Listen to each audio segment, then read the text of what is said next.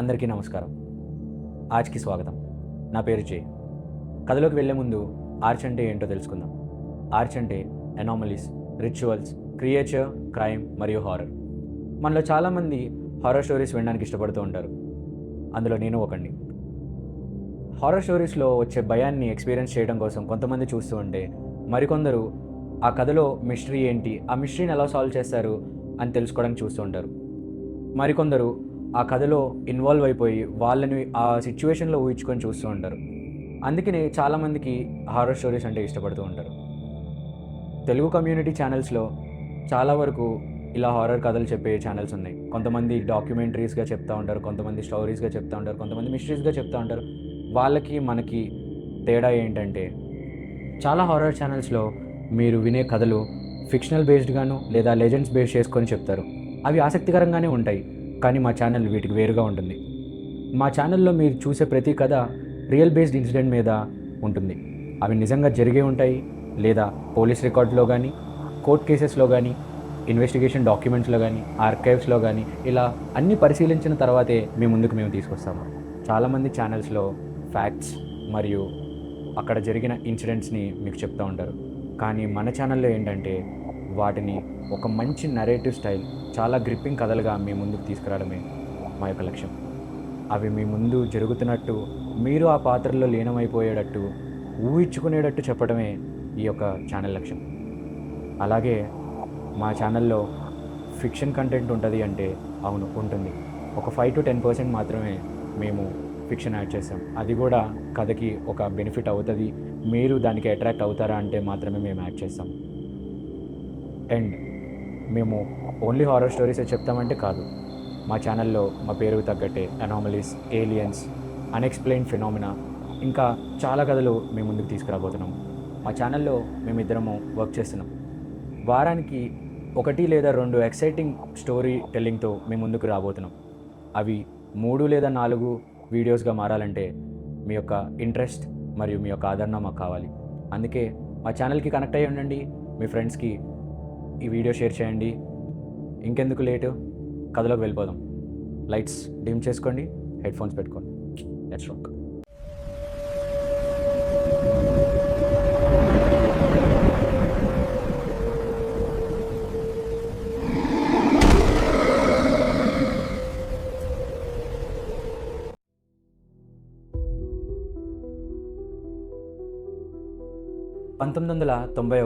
ఫిబ్రవరి 1991 నెల, తైవాన్లో కౌషాంగ్ అనే ఒక నగరం. అర్ధరాత్రి సమయం అవుతుంది.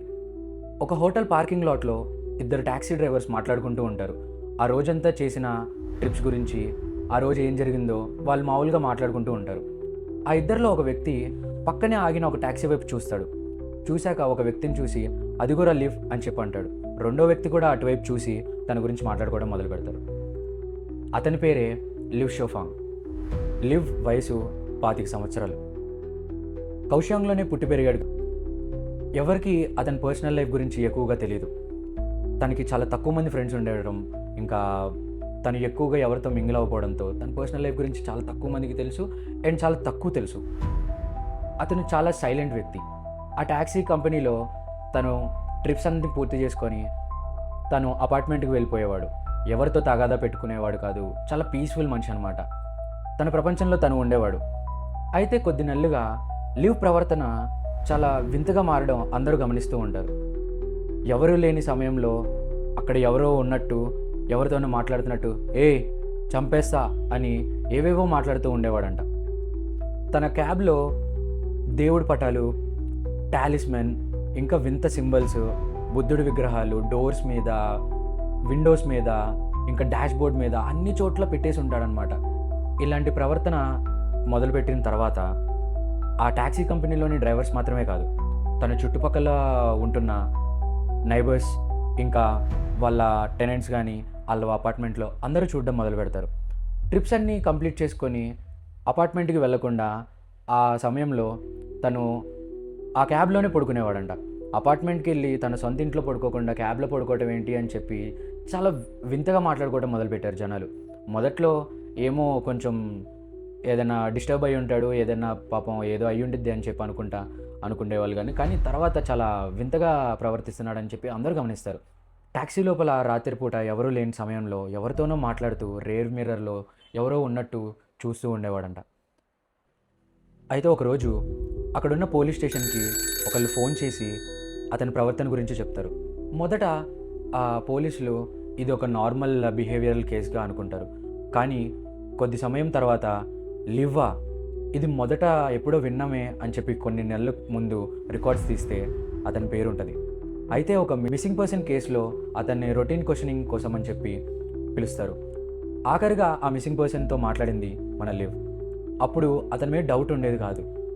రెగ్యులర్గా అందరినీ క్వశ్చన్ చేసి పంపించేస్తారు. కానీ ఈ వింత బిహేవియర్కి గల కారణం ఏంటో పోలీసులు తెలుసుకుందామని డిసైడ్ అవుతారు. మొదట పోలీసులకి అక్కడ అంతా నార్మల్గానే కనిపిస్తుంది.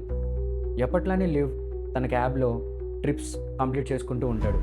పీపుల్ని ఎక్కించుకొని వాళ్ళ డెస్టినేషన్ దగ్గర డ్రాప్ చేయడం, తను రెగ్యులర్ రొటీన్లో ఏదైతే చేస్తాడో ఆ రోజు కూడా అంతా నార్మల్గానే ఉంటుంది. సాయంత్రం అయ్యేసరికి లివ్ తన అపార్ట్మెంట్ దగ్గరికి వస్తాడు.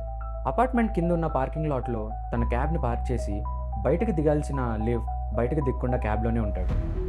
ఇదంతా పోలీసులు కొంత దూరం నుంచి గమనిస్తూ ఉంటున్నారు. అక్కడ లివ్ ఏం చేస్తున్నాడు, అపార్ట్మెంట్లోకి వెళ్ళాక అతను ఏం చేస్తాడు, అసలు క్యాబ్లో ఏం జరుగుతుందని అంతా వాచ్ చేస్తూ ఉంటారు. అప్పుడే విచిత్రమైన విషయాలు మొదలవుతాయి.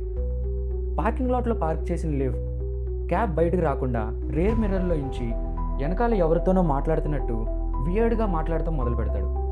అక్కడ క్యాబ్లో ఎవరూ లేరు, కానీ అక్కడ ఎవరో ఉన్నట్టు అతను ఫీల్ అయ్యి మాట్లాడటం మొదలు పెడతారు. పోలీసులకి ఏం అర్థం కాదు, లివ్ ఏంటి, బయటకు ఎందుకు దిగట్లేదు, తన అపార్ట్మెంట్లోకి ఎందుకు వెళ్ళట్లేదు అని అనేక ప్రశ్నలు ఉంటాయి. అట్లానే రేర్ మిర్రర్లో మాట్లాడుతున్న లివ్ పక్కనే సీట్లో ఇంకో ఎవరితోనో మాట్లాడుతున్నట్టు విచిత్రమైన ఎక్స్ప్రెషన్స్ పెట్టి చాలా వియర్డ్గా మొదలు పెడతాడు. ఏంటి అసలు ఎవరితో మాట్లాడుతున్నారని పోలీసులకి ఏం అర్థం కాదు. ఆ రోజు రాత్రంతా క్యాబ్లోనే ఉంటాడు లివ్. తన అపార్ట్మెంట్లోకి వెళ్ళడు. పోలీసులంతా కొంచెం దూరం నుంచి గమనిస్తూనే ఉంటాడు, ఎప్పుడు వెళ్తారు ఏంటి అని చెప్పి. పొద్దున్న తర్వాత రోజు 7 ఆ ప్రాంతంలో లివ్ తన డోర్ మొత్తానికి ఓపెన్ చేసి అపార్ట్మెంట్లోకి వెళ్ళే ప్రయత్నం చేస్తాడు. పోలీసులు అందరూ అటెన్షన్ అయిపోతారు, ఇప్పుడు ఏం చేస్తున్నాడు లివ్ అని చెప్పి చూడటానికి. నడుచుకుంటూ వెళ్ళి అపార్ట్మెంట్ డోర్ దగ్గర అలానే డోర్ నాబ్ను పట్టుకొని ఓపెన్ చేయాలా వద్దా అని చెప్పి లివ్ ఆలోచిస్తాడు. అలా ఒక 2 నిమిషాలు అలానే ఉంటాడు.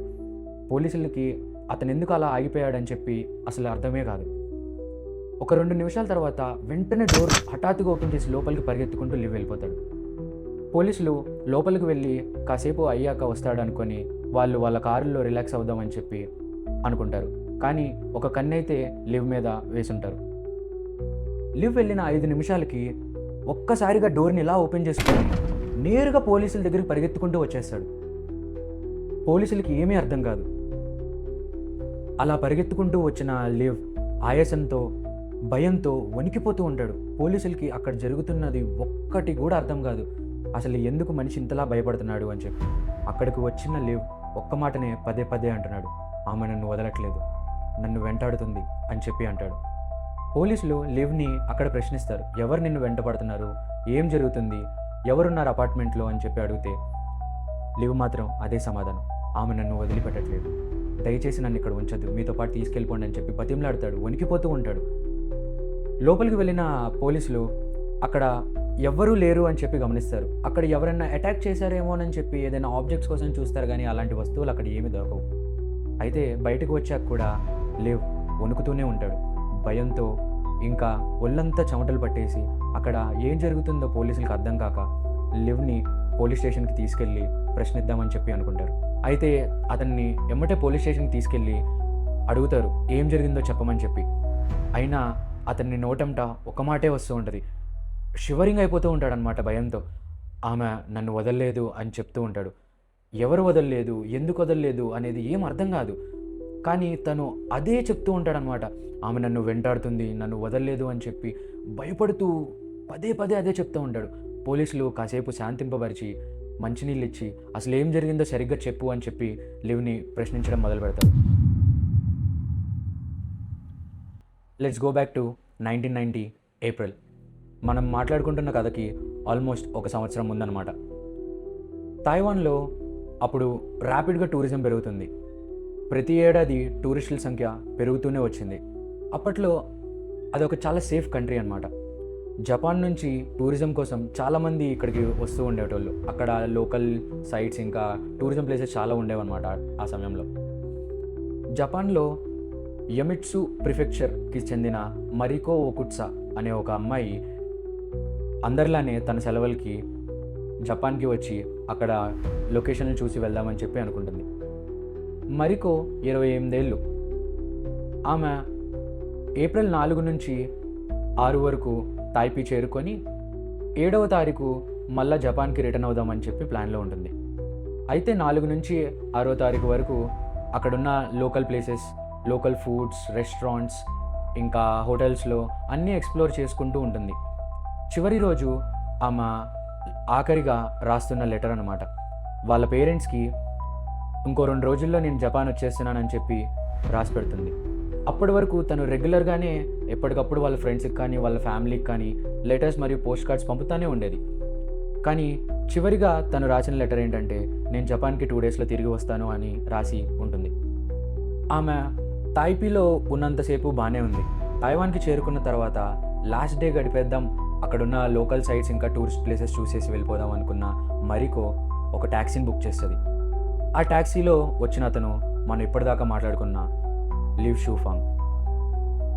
అతను ఇంకా ఆమె కలిసి ఆ రోజు ఏ ప్లేసెస్కి వెళ్ళారు, ఆ హోటల్స్లో, ఆ రెస్టారెంట్లో, ఇంకా ఆ సిటీ రోడ్స్లో కానీ చాలామంది చూసినట్టు మాట్లాడుకుంటారు. ఆ రోజే ఆమె అక్కడ చివరిగా చూసిన సమయం. ఆమె మిస్సింగ్ అయిన రిపోర్ట్ వచ్చిన తర్వాత ఆ రోజు ఎవరితో అయితే లాస్ట్గా చూశారో వాళ్ళందరినీ ఇన్వెస్టిగేట్ చేస్తుండగా లివ్ని కూడా తీసుకొస్తారు.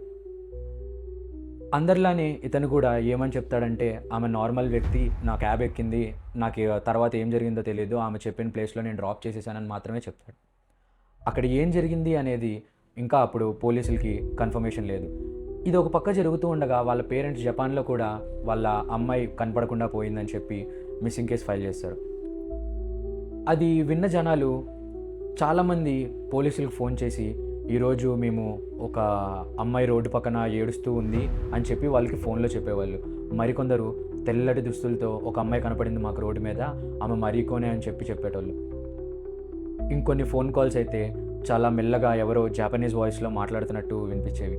ఇవన్నిటి గురించి ఏది నిజము అని చెప్పి ఏది రుజువు చేయలేకపోయారు. మరోవైపు తైవాన్లో ఈ అమ్మాయి గురించి ఎవరు మర్చిపోరనమాట. అందరూ మాట్లాడుకుంటూనే ఉంటారు, జపనీస్ అమ్మాయి ఏమైంది, ఎలా అదృశ్యమైంది అని మాట్లాడుకుంటూనే ఉంటారు. అదే సమయంలో మన లివ్ రెండోసారి పోలీసుల దృష్టిలోకి వస్తాడు.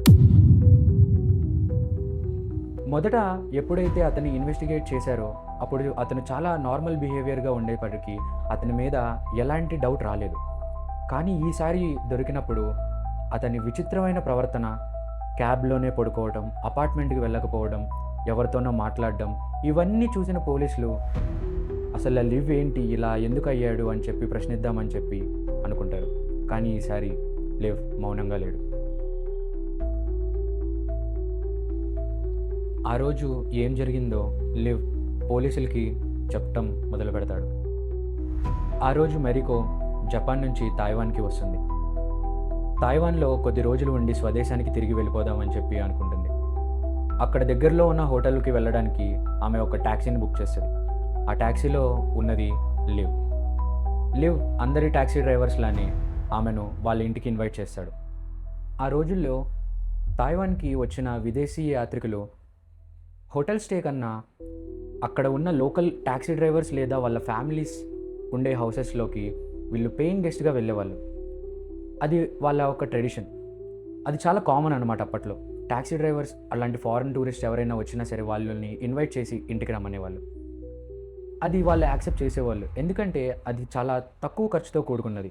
అండ్ ఆల్సో వాళ్ళ ట్రెడిషన్ని, కల్చర్ని దగ్గరుండి చూడొచ్చు అని చెప్పి చాలామంది టూరిస్ట్ వాటిని యాక్సెప్ట్ చేసేవాళ్ళు. అక్కడ అనుమానించే అంత పెద్ద విషయం అప్పట్లో అదైతే కాదు. సో ఫారెన్ టూరిస్టులు అలా స్థానిక ట్యాక్సీ డ్రైవర్స్ ఇంట్లో ఉండటం అనేది అప్పట్లో ఒక కామన్ థింగ్. అక్కడ అది ట్రెడిషన్ అయ్యేపాటికి ఆమెకు ఎలాంటి డౌట్ కలగదు. ఇదంతా అక్కడ కామన్ కదా, వెళ్దామని చెప్పి అనుకుంటుంది. అప్పుడు ఆమెకు తెలియదు ఆమె జీవితంలో ఆమె తీసుకున్న చాలా పెద్ద రాంగ్ డెసిషన్ అని చెప్పి. ఇంటికి వెళ్ళిన తర్వాత లివ్ మరికోని బలవంతం చేయడానికి ప్రయత్నిస్తాడు. మరికో ప్రతిఘటిస్తుంది. ఆ కోపంలో లివ్కి ఏం చేయాలో తెలియక కిందకి వెళ్ళి కారులో తన క్రాస్ బౌని తీసుకొచ్చి మరికొని 4 సార్లు కాల్చి చంపుతాడు. హత్య చేసిన తర్వాత బాడీ పార్ట్స్ని కట్ చేసి వేరే వేరే ప్రాంతాల్లో పూడ్చిపెడతాడు. లివ్ మరికో హత్యని పూర్తిగా ఒప్పుకుంటాడు. అతను చెప్పిన ఆధారాలు అన్నీ సేకరిద్దామని చెప్పి ఘటనా స్థలానికి వెళ్ళి చూస్తే పోలీసులకి అక్కడ ఆమె యొక్క అవయవాలన్నీ దొరుకుతాయి కానీ తల మాత్రం దొరకదు. ఎన్నిసార్లు ప్రశ్నించినా లివ్ అక్కడే నేను పాతిపెట్టాను, అక్కడే ఉండాలి అని చెప్పి చెప్తాడు. కానీ ఇప్పటికీ ఆమె తల మాత్రం దొరకలేదు. పోలీసుల ముందు లివ్ ఏమని చెప్తాడంటే, హత్య చేసిన కొద్ది రోజుల తర్వాతే మరికో ఆత్మ అతన్ని వెంటాడడం స్టార్ట్ చేసిందని చెప్తారు. అపార్ట్మెంట్లో తను ఒంటరిగా ఉన్న సమయంలో ఎవరో ఒక అమ్మాయి ఏడుస్తూ వినపడేదని, ఎందుకు నన్ను చంపావు అని చెప్పి ఒక అమ్మాయి గొంతు వినిపించేదని చెప్పేవాడు. ఆ భయంతోనే అపార్ట్మెంట్లో నిద్రించడానికి భయపడుతూ ఉండేవాడు. క్యాబ్లో పడుకోవటం, క్యాబ్లో విచిత్రంగా మాట్లాడడం, రేర్ మిర్రర్లో ఎవరో కనిపిస్తున్నారని చెప్పి ఇదంతా మరికో ఆత్మే అని చెప్పి అతను చెప్పడం చూస్తాం. పోలీసులు ఇదంతా విన్న తర్వాత ఆ భయంతోనే మా దగ్గరికి వచ్చి ఇదంతా ఒప్పుకున్నాడు అని చెప్పి వాళ్ళు కన్ఫర్మ్ చేసుకుంటారు. అన్ని ఆధారాలు సేకరించిన తర్వాత, అన్ని కన్ఫెషన్స్ రికార్డ్ చేసిన తర్వాత అతనిని కోర్టులోకి ప్రవేశపెడతారు. కోర్టు తనని దోషిగా భావించి చాలా కఠినమైన శిక్ష విధిస్తారు. ఈ కేసు గురించి 2 అభిప్రాయాలు ఉన్నాయి. ఒక వర్గం వారు లివ్ని వెంటబడింది మరికో ఆత్మే అని, ఆ భయంతోనే నిజాన్ని ఒప్పుకున్నాడని చెప్పి అంటారు. మరికొందరు ఏమంటారంటే, ఆ రోజు అపార్ట్మెంట్లో తను పరిగెత్తుకుంటూ బయటకు వస్తున్న సమయంలో వెంటపడింది మరికొనే అని చెప్పి అంటూ ఉంటారు. అయితే మరికొందరు ఏమని చెప్తారంటే, అపార్ట్మెంట్ చుట్టుపక్కల ప్రాంతంలో ఉన్నవాళ్ళు ఆ హౌస్లో నుంచి అడుగుల శబ్దం అర్ధరాత్రి పూటలో వచ్చేదని చెప్పి, పార్కింగ్ లాట్లో ఆ ట్యాక్సీలో ఉన్నట్టుండి టెంపరేచర్ డ్రాప్ అవటం అందరూ గమనిస్తున్నారని చెప్పి మాట్లాడుకుంటూ ఉండేటోళ్ళు. అయితే ఆ ఇన్వెస్టిగేషన్లో ఉన్న ఒక పోలీస్ ఆఫీసర్ కూడా ఏదో తెలియని వాయిసెస్ ఆ అపార్ట్మెంట్లో వింటున్నారు అని చెప్పి కన్ఫర్మ్ చేస్తారు. కానీ ఏది నిరూపించలేకపోయారు. ఇంకొంతమంది ఇది పారానార్మల్ కాదు, చంపేసిన తర్వాత అతని మనసాక్షి అతన్ని వెంటాడిందని చెప్పి ఒక అమాయకురాలైన అమ్మాయిని అలా చంపడంతో చాలా మానసిక ఒత్తిడికి గురయ్యాడు, అందుకనే పోలీసుల దగ్గరికి వచ్చి అలా లొంగిపోయాడని చెప్పి చెప్తారు. అయితే అక్కడ నిజాన్ని ఎలా ఒప్పుకున్నాడు, అది మరికో ఆత్మ లేదా అతని మనస్సాక్ష అనేది లివ్తోనే పాతపడిపోతుంది. ప్రజల్లో ఒకటి మాత్రం బలంగా ఉండిపోయింది. అమాయకురాలైన మరికొని చంపేసిన లివ్కు దారుణమైన శిక్ష పడాలి, అది చేయడానికి ఎవరికి ముందుకు రాకపోయేసరికి తానుగా ఆత్మయ్యి లివ్ని వేధించి వెంటాడి చంపిందని చెప్పి అనుకుంటూ ఉండేవాళ్ళు. అది నిజమా కాదా అని ఎలాంటి ఆధారం లేదు. అయితే అదెంత చేసింది ఒక ఆత్మ లేదా ఒక హంతకుడి మనస్సాక్ష అనేది ఎవరూ చెప్పలేరు. మీరైనా చెప్పగలరా?